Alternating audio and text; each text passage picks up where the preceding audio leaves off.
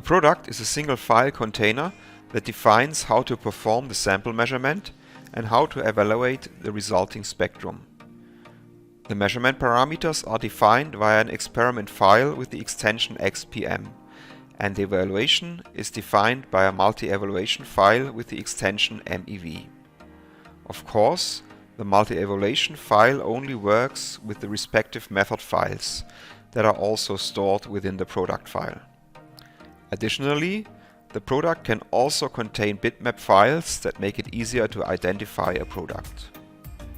Before you can create a product, you have to make sure that the multi-evaluation files are stored in the correct standard folder. We have several videos on that topic listed in the description in case you need more background information. For external MEV files, there's an upload function in the Touch archive that is described in video number 12 of our Touch tutorial series. This function will also automatically upload the respective method files that belong to the MEV. When everything is in place, it is very easy to create a product. From the product home screen, click on the product measurement icon. In the upper right corner, click on Add a new product. Now fill in the required fields marked in red. You can also define an alias name. Of course, we have to also select an MEV file, as well as an experiment file.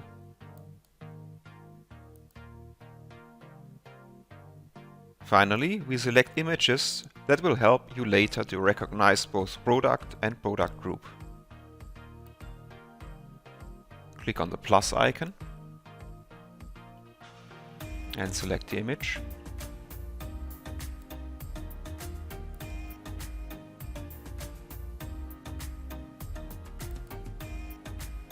Same for the product.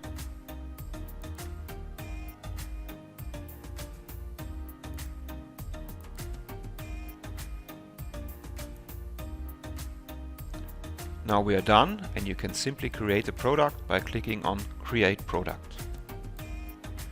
Now we have defined the product, and you can directly start the measurement process from here, or create a new product with the Add a new product button. You can also click on Create a new group here in order to create a new group. Please keep in mind that the created product file with the extension OPX now contains the selected method and XPM files.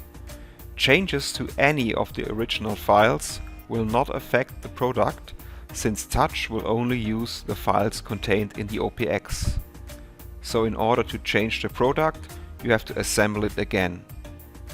Now you know how to create products.